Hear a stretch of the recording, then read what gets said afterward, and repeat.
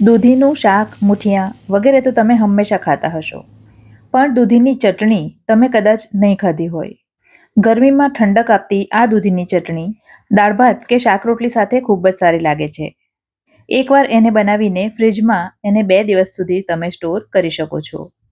તો આ ચટણી બનાવવા માટે અહીં મેં એક ફ્રેશ દૂધી લીધી છે, જેને ધોઈ એકદમ સરસ રીતે કોરી કરી લીધી છે. હવે આ દૂધીમાંથી અડધી દૂધીનો ઉપયોગ આપણે ચટણી બનાવવામાં કરીશું. અને બીજી એક વાત તમે જાણો છો કે દૂધીની જેમ જ દૂધીની છાલ પણ ખૂબ જ ગુણકારી હોય છે.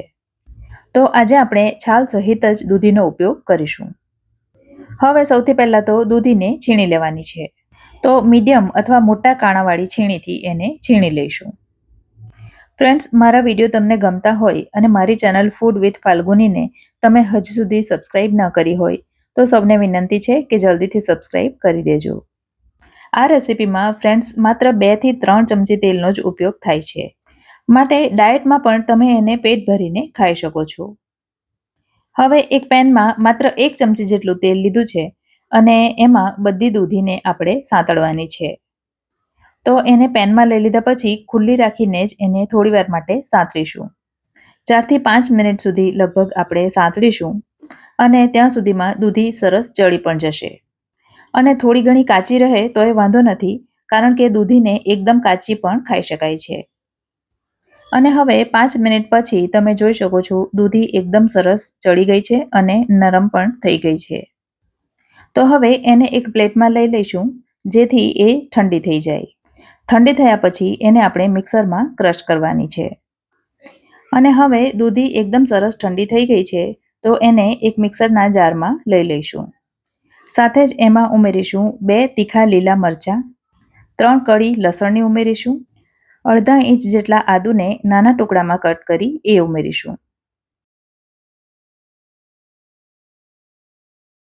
સ્વાદ અનુસાર મીઠું ઉમેરીશું.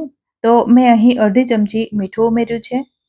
1 ચમચી ઉમેર્યો છે શેકેલા જીરાનો પાવડર અને 3 ચમચી જેટલું ઉમેરીશું તાજું દહીં. દહીં ઉમેરવાથી પણ ચટણી ખૂબ હેલ્ધી બને છે અને સ્વાદમાં પણ ખૂબ જ સરસ બને છે. અને આ બધું એકદમ સરસ રીતે ક્રશ કરી લઈશું. તો આ પ્રકારની ચટણી તૈયાર થશે, જેને એક બાઉલમાં ટ્રાન્સફર કરી લઈશું. ચટણી તૈયાર થઈ ગઈ છે. હવે એના ઉપર એક વઘાર કરીને એને વધારે ટેસ્ટી બનાવીએ. જેના માટે વઘારિયામાં 2 ચમચી ગરમ તેલ લઈ લીધું છે, જેમાં અડધી ચમચી રાઈ, સૂકા લાલ મરચાં, મીઠા લીમડાના પાન અને થોડી હિંગ ઉમેરીશું. અને આ એકદમ સરસ ફ્લેવરફુલ વઘારને ચટણીની ઉપર રેડી દઈશું. આપણે ચટણીમાં દહીં ઉમેર્યું છે ને, જેના કારણે એ એકદમ ક્રીમી અને એકદમ ટેસ્ટી બને છે. અને ફ્રેન્ડ્સ, જો શાક ન હોય તો રોટલી અને ચટણી પણ તમે ખાઈ શકો છો, એટલી ટેસ્ટી આ ચટણી બને છે. જો તમને વધારે ખાટું પસંદ હોય તો ઉપરથી લીંબુનો રસ નીચવી શકાય. રેસિપી ગમી હોય તો વિડીયોને લાઇક કરજો અને તમારા સર્કલમાં શેર કરજો. ફરી મળીશું આવી જ એક નવી રેસિપી સાથે. ત્યાં સુધી મને રજા આપો. આવજો.